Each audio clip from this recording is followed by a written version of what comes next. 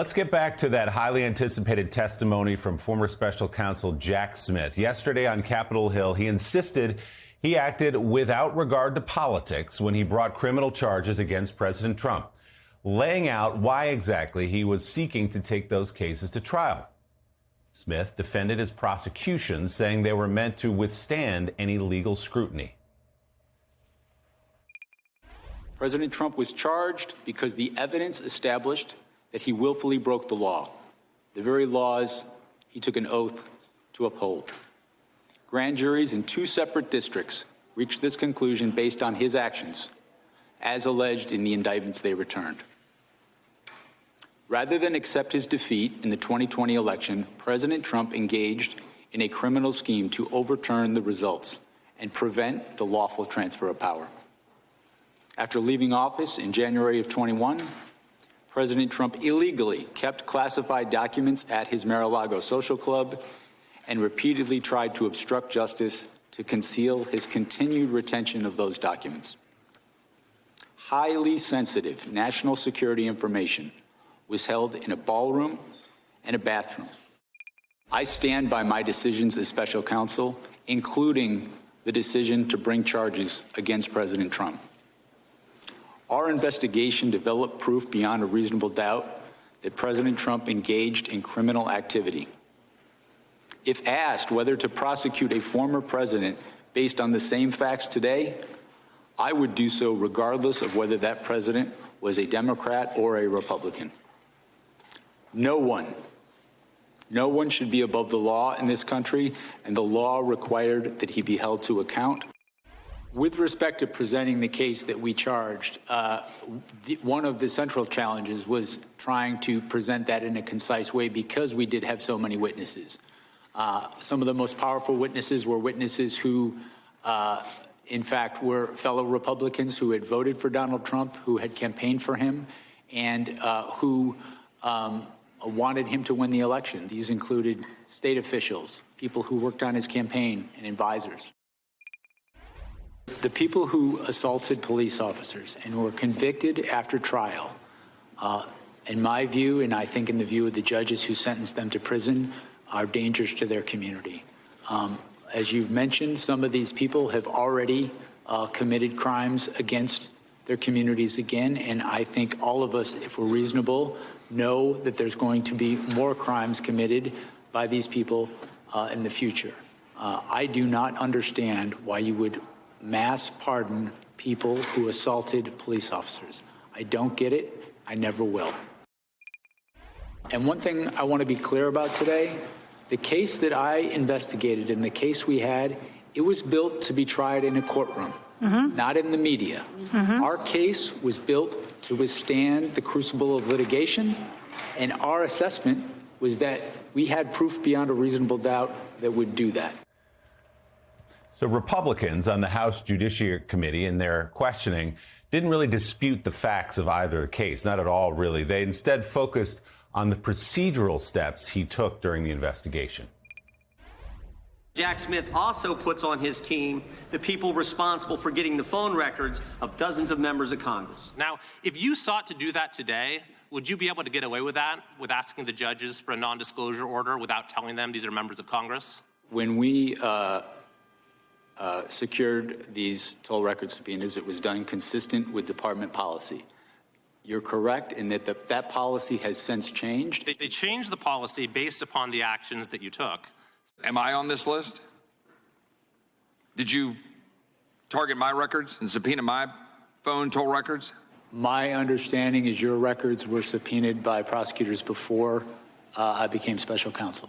My question here is, was there any limits to your investigation or the investigation that preceded you, Mr. Smith? Because as egregious as a violation of separation of powers this is, as an egregious and abuse of power it is, it's far more concerning you are clearly targeting American citizens for merely being conservative or supporting the president. So, Jonathan Lemire, it was about 5 hours or so, and what you saw there from special counsel Jack Smith, the former special counsel, is exactly what you saw for all of those 5 hours. He was measured, he was calm, he humored some of the questions that were thrown his way that were some often hard to comprehend what the point was exactly. A lot of procedural questions, as I said, from Republicans. When were you sworn in? And then weren't you sworn in again? No one disputing the facts of the case, effectively, that Donald Trump argues special counsel Jack Smith led the events that led to the attack of January 6th. And then we haven't even gotten into the classified documents of it all. What did you make of the spectacle we saw yesterday over those 5 hours? I mean, watching this, it raised a question yet again.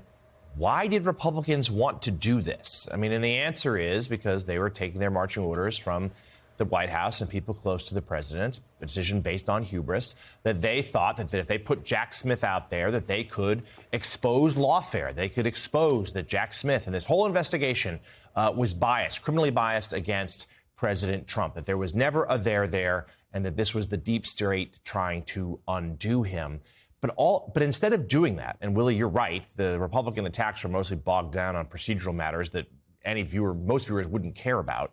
Instead of doing that, they gave him an open platform, an open forum to once more go through these cases. And in that calm, measured way, and you talk about the evidence he compiled, say yet again, I believe charges were warranted. And it seems to me like this is an effort that has backfired. This is an obsession of President Trump to clear his name. You know, all the cases we have seen him order his Department of Justice on a campaign of retribution. Last night, flying home from Davos, he called Jack Smith deranged and suggested that he should be prosecuted. So perhaps that is the next step here. But, Joe, we know that early on that the Republicans refused to have an open hearing. Everything was done behind closed doors. Then we had a news dump of the video and transcript on the afternoon of New Year's Eve. And yet then they decided to do this. And I don't see what good it did them. Well, I mean, it makes no political sense, because if you're Donald Trump and you really want to focus on cases, focus on the case brought in Manhattan, which was always suspect. As far as the legal theory, I said it at the time, but still say it. I don't understand Alvin Bragg's legal theory. I never will. You could also focus on the New York State case, which, again, just clearly excessive fines leveled against the president, which, of course, the courts confirmed. Except, you can focus on Fani Willis and the way she ran her investigation in Georgia with all of the problems that she had. But John Heilemann, the problem with going after Jack Smith is that even Donald Trump has admitted privately, if they'd only come after me with one case, one or two, I would have been in trouble. The best thing that ever happened to me was they came after me like 4, 5, 6 cases, and it was just overwhelming to the American people. So I guess my question is, why in the world would Republicans want to bring up the 1 or 2 cases that even the president admits he could have been convicted on if they had focused on that?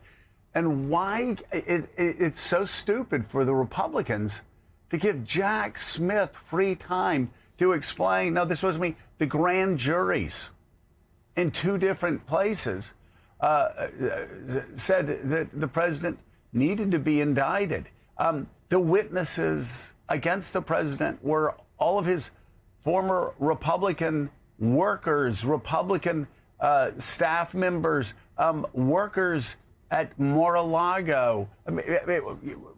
Again, as John Lemire says, this makes no political sense. If you're Donald Trump, if you're the Republicans, let Jack Smith go, because you're going to lose that. You may be able to win fights against less seasoned, less competent prosecutors. You're going to lose that fight against Jack Smith every time. You just are politically.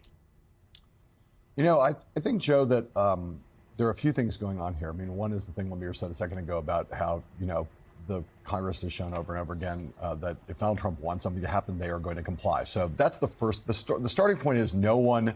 If this is what Trump wants, and we can spend some time talking about what the politics of this are for Donald Trump, as we are right now, you're not going to win the fight. It's not going to help Donald Trump in any way. I'm not totally convinced it's going to hurt Donald Trump in any way, because I do think that a lot of public opinion is pretty baked in about this issue, which is we're going back and relitigating a thing that now happened, 5 years ago and 4 years ago, I guess, January of 2021, 4 or 5 years ago. fully 5 years ago, and we've had a lot of discussion over January 6th and Donald Trump's role in it. Does it hurt the president appreciably compared to everything else that's going on? I don't think that much. Does it help him? It doesn't help him at all. But the Republican Congress people do what Donald Trump wants. Now, I think the other thing here is that we all have been talking about how we watch the totality of this, and you give Jack Smith a platform to make the statements he's going to make, et cetera, et cetera. If you're a Republican congressman, you're not thinking about the totality of the effect. You're not thinking about you're kind of put in this awkward position where you have to do what Donald Trump wants. All you're thinking about is the media environment that now exists in which no one is watching the totality of this. And you are looking for, can I get a piece of social media content that will feed my base? If I can get up and grandstand and I can make some point, and Jack Smith is not going to get theatrical. He's not going to push back. He's not going to fight back. He's going to sort of sit there and take it because he doesn't want to rise, I should say, stoop to the level of a lot of these Republican congresspeople. What do they want? They want 30 seconds of video they can put out on TikTok or put out on Instagram or put out on one of the more right-wing social media channels. And they think that will help them with fundraising, that will help them with their base. And the difference in our world now is the difference between people who absorb the totality of these things, who watch and say, well, what on balance has been the good or bad that's been done politically, versus a lot of Republican and Democratic in their way members on Capitol Hill who are mostly focused on what's the 30 seconds or 45 seconds worth of content I can get out of this that will maybe move the needle in terms of, as I said before, fundraising and stoking the base. And from that, I think some of these Republicans yesterday will think it went fine. Well, the problem is there, Willie. If I'm running against one of these guys, I got your 30 seconds for you. I got you yelling at protesters or helping the cops try to keep people out. I got you whining or running or looking scared to death, then split with you claiming it's a hoax 5 years later. And, of course, there were some extraordinarily pathetic moments yesterday where you had just that, where you had members of Congress yelling at protesters who, and helping Capitol Hill cops barricade doors, turn around and then attack Capitol Hill cops. I mean, how sad and pathetic that the very people that helped save their lives on January the 6th from a mob, those same people now, to try to save, be able to wear a congressional pin, which is really about as sad and pathetic as it gets, they're now stabbing those Capitol Hill cops in the back and attacking them and blaming them, despite the fact they saved their lives that day.